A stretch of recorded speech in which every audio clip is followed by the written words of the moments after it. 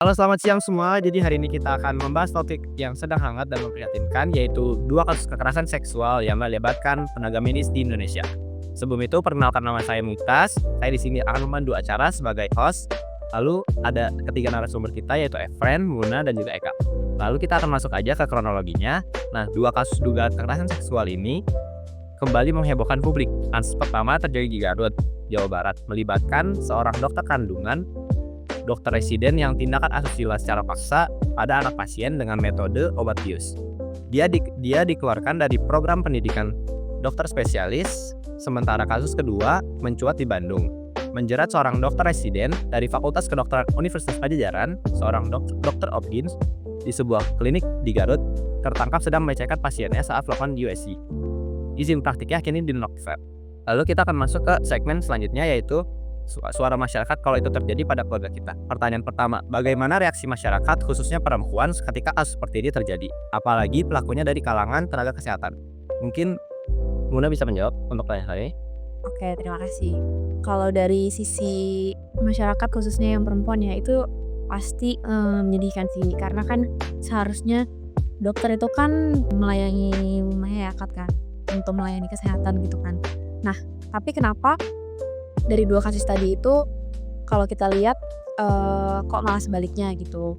Yang pertama harusnya dia itu sebagai dokter anestesi kan untuk membius gitu kan. Nah, kenapa malah diperkosa gitu. Terus yang kedua juga ibu hamil, ibaratnya mau ngecek kandungan gitu kan.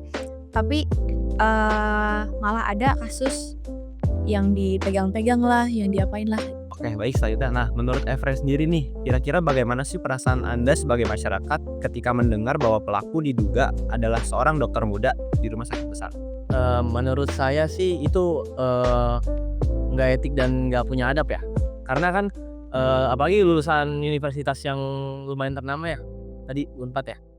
Nah, itu juga melanggar kode etik sebagai dokter, terus juga menjelekkan nama perusahaan juga atau nama rumah sakit tersebut dan juga menjelekkan nama universitasnya. Jadi menurut saya itu nggak etis sih sama sekali. Oke, selanjutnya, apa yang biasanya membuat korban sulit mendapatkan dukungan dari lingkungan sekitar setelah kejadian seperti ini? Boleh tolong jawab, Eka?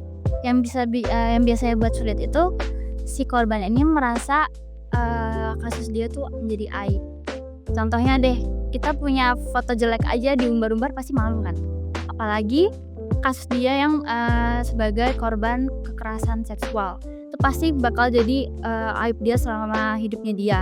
Apalagi setelah dia coba speak up, itu bakal jadi semua satu Indonesia bakal tahu kasus dia. Pasti bakal sulit banget untuk mendapat dukungan lagi. Oke. Nah, kita akan langsung lanjut ke segmen selanjutnya yaitu sistem yang gagal di mana pengawasan. Oke. Pertanyaan pertama yaitu bagaimana dampak kekerasan seksual terhadap korban, terutama jika terjadi di ruang publik seperti rumah sakit. Nah, Efren mungkin bisa bantu jawab. Menurut saya sih itu sebagai korban pasti mengalami trauma ya. Apalagi tadi ada yang dokter Obgyn yang kandungan. Pasiennya itu kebetulan lagi hamil untuk check up.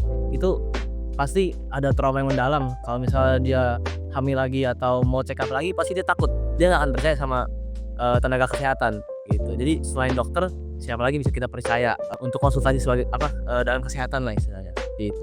Oke, selanjutnya mungkin menurut Muna nih bagaimana bisa terjadi bahwa 2 kasus dugaan kekerasan seksual ini berlangsung dalam institusi yang seharusnya sangat terjaga SOP-nya. Nah, itu juga sebenarnya saya agak-agak bingung juga ya. Maksudnya kan sudah pasti kalau misalkan dalam dunia kesehatan itu ada SOP yang ketat gitu kan harusnya. Nah, tapi kalau saya baca dari tweet itu kasus yang di Garut tadi tuh jadi si dokternya ini nih kayak nyari-nyari kesempatan gitu. Walaupun ada di sana tuh ada bidan dan ada perawatnya, ada CCTV juga. Cuman si dokter ini nih selalu kayak mencari alasan gitu untuk pokoknya gimana caranya pembantu dia kayak ya asistennya itu nggak ada di ruangan itu. Saat itu dia langsung melancarkan asinya yang bejat itulah ibaratnya kayak gitu. Makanya saya juga bingung ya, padahal ada CCTV tapi dia juga nggak merasa takut gitu. Apalagi korbannya pun udah banyak tuh. Oke, mungkin kita akan langsung lanjut ke segmen yang selanjutnya. Pertanyaan pertama, Menurut Eka nih, seberapa penting dukungan publik dan komunitas dalam memperkuat mental korban?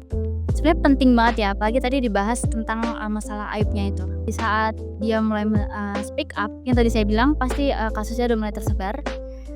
Jadi pasti penting banget dukungan dari publik. Gimana supaya masyarakat itu juga nggak dianggap oleh korban sebagai aib, paham maksudnya? Iya. Iya. Jadi setelah speak up tuh jangan malah masyarakat yang bilang kayak, lu nya aja nggak gini. Lu nya aja seharusnya kan lu bisa gini. Ya, jadi pandangan dari masyarakat tuh juga penting banget. Karena kan korban juga untuk speak up juga butuh keberanian yang Betul. hebat juga, nggak gampang. Baik, mungkin untuk pertanyaan terakhir, apakah cukup hanya mencopot pelaku dari posisi atau ada tanggung jawab yang lebih besar menurutmu? Kalau untuk hanya mencopot dari pelaku yang 2 tadi menurut saya sih kurang ya. Karena kayak trauma itu tuh nggak hanya saat itu aja gitu. Iya selamanya. Iya, bisa selamanya loh. Itu apalagi jatuhnya itu kan kekerasan seksual ya. Iya. Pasti kalau misalkan trauma kayak gitu apalagi untuk wanita, itu tuh ya dibawa sampai mati. Apalagi nanti mungkin dia punya suami ya, kalau yang tadi yang diperkosa itu kan. Terus yang punya anak pun kayak ya jadinya ya gimana ya, aib gitu jatuhnya Iya, kelihatannya tuh. apalagi kalau misalnya cuma dicopot aja, ini jadi masyarakat tuh mempertanyakan instansi besar tenaga kesehatan. Masa hanya dicopot, kayak itu hukuman yang kurang sepadan sama tindakan dia lah. Jadi masyarakat tuh masih kurang percaya lah istilahnya sama tenaga kesehatan kalau seperti itu. Masih bisa bayaran di depan lain, dia nyari kerja kembali bisa aja dia ngelakuin kayak gitu lagi. Oke, mungkin kita akan masuk ke segmen terakhir yaitu penutup. Nah, dari Garut hingga Bandung ini 2 kasus dugaan kekerasan seksual oleh tenaga medis kembali mengguncang rasa kepercayaan kita. Tidak hanya karena lokasinya yang seharusnya aman, rumah sakit, tapi juga karena pelakunya adalah mereka yang seharusnya merawat, bukan menyakiti. Nah, kesimpulan yang bisa saya sampaikan pada diskusi kali ini yaitu kekerasan seksual bukan hanya soal tindakan, tapi juga tentang kekuasaan, pembungkaman, dan sistem yang membiarkannya terjadi. Di balik jas putih ada manusia, tapi jas putih bukan tameng kebal hukum. Bukan pula alasan untuk tidak memeriksa ulang moral, etika, dan tanggung jawab.